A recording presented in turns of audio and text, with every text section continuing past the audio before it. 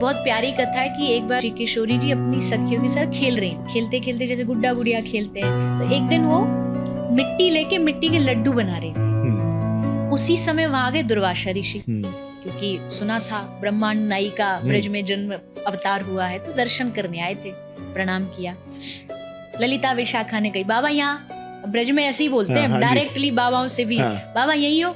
तो दुर्वासा ऋषि आए, बोले हमारे किशोरी जी ने लड्डू बनाए, खाएगो? तो बाबा बोले लड्डू, हाँ लाओ। बाबा सोचे कोई बढ़िया लड्डू होंगे, लाए तो मिट्टी के लड्डू। दुर्वासा ऋषि को थोड़ा तो हुआ, मिट्टी के लड्डू कैसे खा लूं, ले बाबा खा ले। तो उन्होंने बड़े डरते हुए लिया और सोचा थोड़ा इज्जत रह जाए, लाज रह जाए, थोड़ा सा लड्डू लेके मुंह में डाला, और जैसे डाला, आहा, मतलब कभी जीवन में ऐसा कुछ खाया पाया नहीं उन्होंने, आनंद में भर गए और आशीर्वाद लिया, लाली तेरे हाथ में अन्नपूर्णा है, जो तेरे हाथ का बना भोजन पाएगा उसकी लंबी दीर्घायु हो।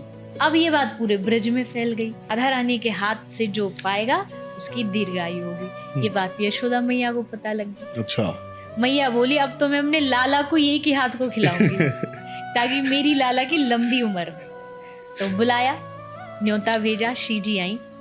श्री जी ने आके बहुत बढ़िया भोजन बनाया, ठाकुर जी ने पाया। पाने के बाद यशोदा मैया बोली, बचपन से ही सोच लिया, ठान लिया, ये मेरी बहू बने, यही ते ब्याह कराऊंगी। तो पहले क्या होता था, बचपन में ही निश्चित कर लेते थे कि ये है, तो मैया ने थोड़ी हल्दी ली, थोड़ी मेहंदी ली और श्री जी के हाथ पे लगा ली। अच्छा। अब वो तो छोटी, उनको इसका मतलब नहीं पता कि क्या है, वो तो खुश हो गई, यहाँ मेहंदी लगी है, हल्दी लगी है, खुश होती होती नाचती नाचती बरसाना पहुंच गई। तो ललिता विशाखा ने करी, ये क्या हाथ में? बोले यशोदा मैया ने लगाई है। तो सखी बोली, इसका या को मतलब जाने तू?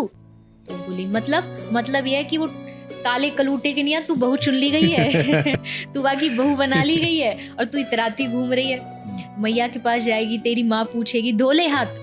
तो आज भी बरसाने में कुंड है, प्रिया कुंड इसका नाम है, आज आके श्री जी ने अपने हाथ धोए। ब्रज भाषा में आज भी उसको पीली पोखर बोलते हैं। अच्छा। नाम प्रिया कुंड है क्योंकि वहाँ हाथ धोए तो पूरा जल पीला हो गया। तो ऐसे ठाकुर जी के लिए श्री जी बचपन से ही चुन ली गई थी और उनका विवाह भी हुआ है, ऐसा भी गर्ग संहिता में लिखा।